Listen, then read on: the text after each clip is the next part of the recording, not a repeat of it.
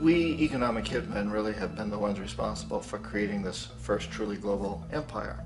And we work many different ways.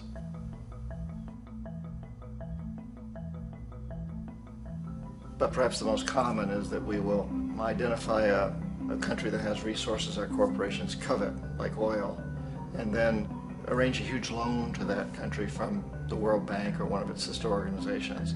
But the money never actually goes to the country. Instead, it goes to our big corporations to build infrastructure projects in that country, power plants, industrial parks, ports, things that benefit a few rich people in that country, in addition to our corporations, but really don't help the majority of the people at all. However, those people, the whole country is left holding a huge debt. It's such a big debt they can't repay it, and that's part of the plan, that they can't repay it. And so at some point, we economic hitmen go back to them and say, listen, you owe us a lot of money, can't pay your debts, so sell your oil real cheap to our oil companies. Allow us to build a military base in your country, or send troops in support of ours to someplace in the world like Iraq, or vote with us on the next UN vote. To have their electric utility company privatized and their water and sewage system privatized and sold to U.S. corporations or other multinational corporations. So there was that whole mushrooming thing, and it's so typical of the way the IMF and the World Bank work, that you put a country in debt, it's such a big debt it can't pay it, and then you offer to refinance that debt and pay even more interest.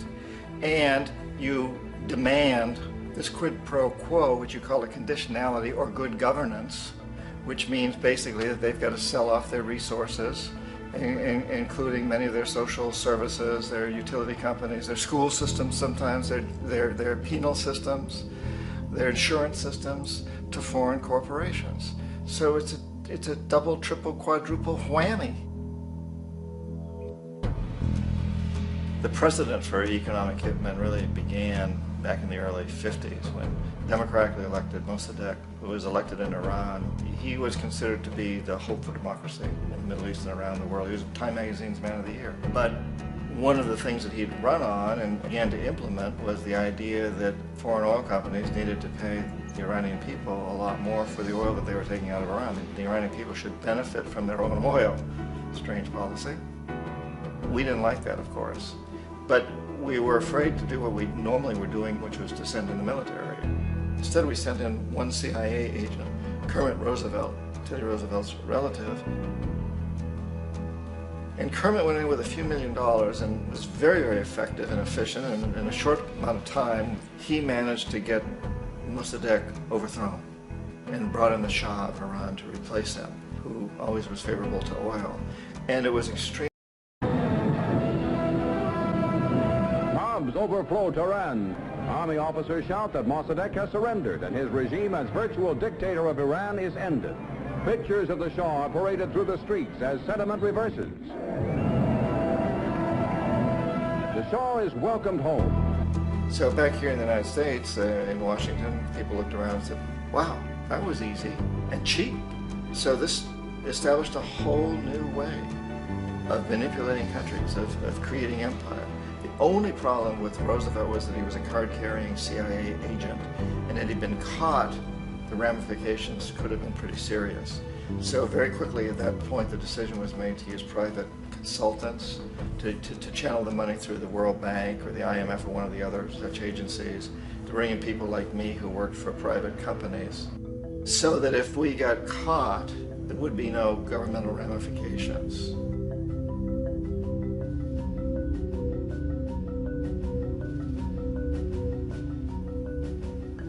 When Arbenz became president of Guatemala, the country was very much under the thumbs of United Fruit Company, the big international corporations. And Arbenz ran on this ticket that says, you know, we want to get the land back to the people.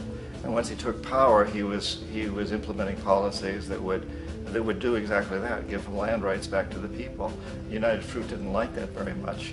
And so they hired a public relations firm, launched a huge campaign in the United States to convince the United States people, the citizens of the United States, and the press of the United States, and the Congress of the United States, that Arbenz was a Soviet puppet, and that if we allowed him to stay in power, the Soviets would have a foothold in this hemisphere. And that at that point in time was a huge fear on everybody's mind, the Red Terror, the Communist Terror. And so, to make a long story short, out of this public relations campaign came a commitment on the part of the CIA and the military to take this man out. And in fact, we did. We sent in planes, we sent in soldiers, we sent in jackals, we sent everything in to take him out, and did take him out. And as soon as he was removed from office, the new guy that took over after him basically reinstated everything to the big international corporations, including United Fruit.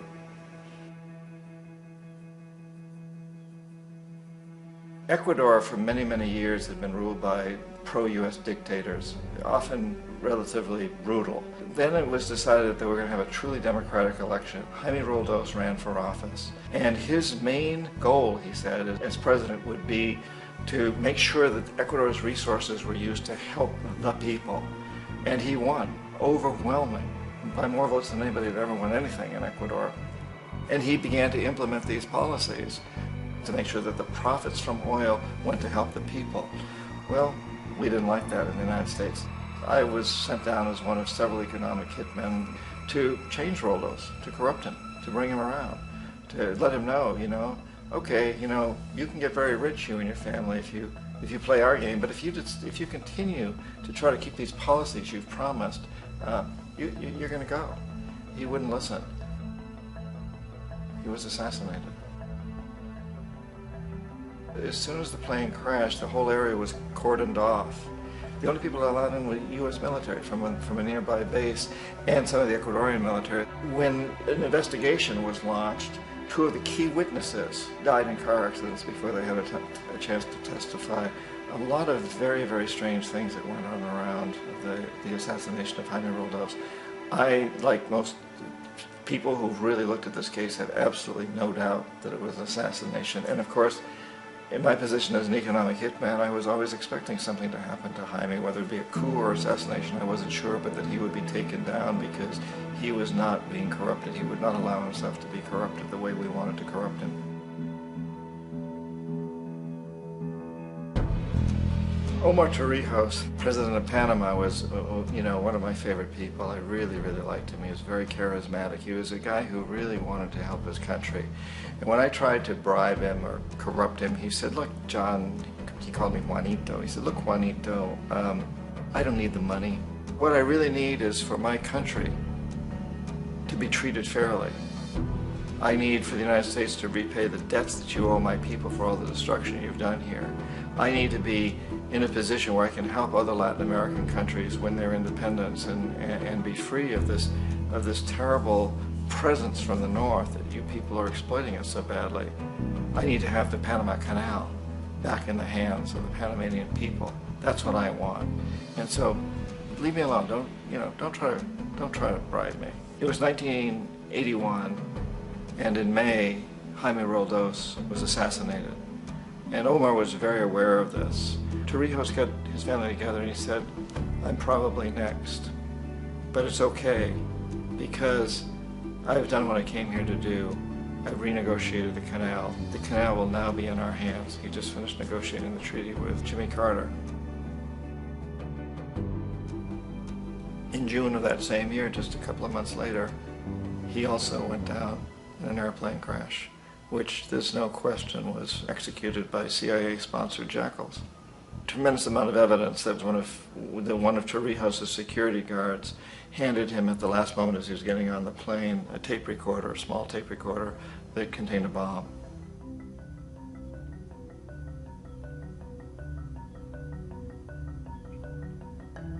It is interesting to me how this system has continued pretty much the same way for years and years and years, except the economic hitmen have got better and better and better. Then we come up with, very recently, what happened in Venezuela. In 1998, Hugo Chavez gets elected president, following a long line of presidents who had been very corrupt and basically destroyed the economy of the country. And Chavez was elected amidst all that. Chavez stood up to the United States, and he's done it primarily demanding that Venezuelan oil be used to help the Venezuelan people. Well, we didn't like that in the United States. So in 2002, a coup was staged, which there's no question in my mind, and most other people's minds, that the CIA was behind that coup.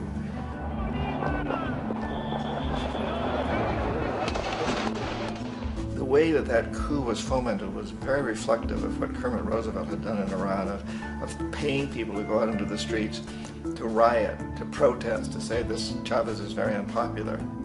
You know, if you can get a few thousand people to do that, television can make it look like it's the whole country, and things start to mushroom.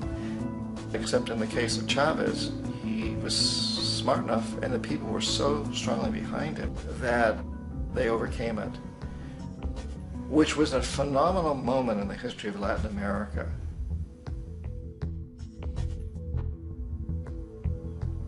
Iraq actually is a perfect example of the way the whole system works. So we economic hitmen are the first line of defense. We go in, we try to corrupt governments and get them to accept these huge loans, which we then use as leverage to basically own them. If we fail, as I failed in Panama with Omar Torrijos and in Ecuador with Jaime Roldos, men who refuse to be corrupted, then the second line of defense is we send in the jackals. And the jackals either overthrow governments or they assassinate.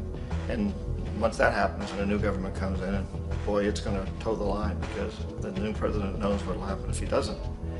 In the case of Iraq, both of those things failed. Economic hitmen were not able to get through to Saddam Hussein. We tried very hard. We tried to get him to accept a deal very similar to what the House of Saud had accepted in Saudi Arabia, but he wouldn't accept it. And so the jackals went in to take him out. They couldn't do it. His security was very good. After all, he had one time worked for the CIA. He'd been hired to assassinate a former president of Iraq and failed, but he knew the system. So in '91, we send in the troops and we take out the Iraqi military. So we assume at that point that Saddam Hussein is going to come around. We could have taken him out, of course, at that time, but we didn't want to. He's the kind of strong man we like. He controls his people. We thought he could control the Kurds and keep the Iranians in their border and keep pumping oil for us. And then once we took out his military, now he's going to come around. So the economic hitmen go back in the 90s without success. If they'd had success, he'd still be running the country. We'd be selling him all the fighter jets he wants and everything else he wants. But they couldn't, they didn't have success. The jackals couldn't take him out again, so we sent the military in once again, and this time we did the complete job and took him out, and in the process created for ourselves some very, very lucrative construction deals. We had to reconstruct a country that we'd essentially destroyed, which is a pretty good deal if you own construction companies, big ones. So, you know, Iraq shows the three stages. The economic hitmen failed there, the jackals failed there, and as a final measure, the military goes in. And in that way, we've really created an empire, but we've done it very, very subtly. It's clandestine. All the empires of the past were built on the military, and everybody knew they were building them. So the British knew they were building them, the French, the Germans, the Romans, the Greeks. And they were proud of it, and they always had some excuse, like spreading civilization, spreading some religion, something like that. But they knew they were doing it. We don't. The majority of the people in the United States have no idea that we're living off the benefits of a clandestine empire, that today there's more slavery in the world than ever before. And then you have to ask yourself, well, if it's an empire, then who's the emperor? Obviously, our presidents of the United States are not emperors. An emperor is someone who's not elected, doesn't serve a limited term, and doesn't report to anyone, essentially. So you can't classify our presidents that way. But we do have what I consider to be the equivalent of the emperor, and it's what I call the corporatocracy. The corporatocracy is this group of individuals who run our biggest corporations, and they really act as the emperor of this empire. They control our media, either through direct ownership or advertising. They control most of our politicians because they finance their campaigns, either through their corporations or through personal contributions that come out of the corporations. They're not elected, they don't serve a limited term, they don't report to anybody. And at the very top of the corporatocracy, you really can't tell whether a person's working for a private corporation or the government because they're always moving back and forth.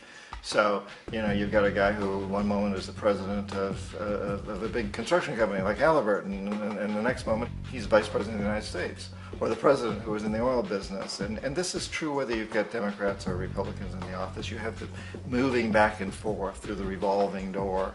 And in a way, Our government is invisible a lot of the time, and its policies are carried out by our corporations on one level or another. And then again, the policies of the government are basically forged by the corporatocracy and then presented to the government. They become government policy. So it's an incredibly cozy relationship. This isn't a conspiracy theory type of thing. These people don't have to get together and plot to do things. They all basically work under one primary assumption, and that is that they must maximize profits regardless of the social and environmental costs.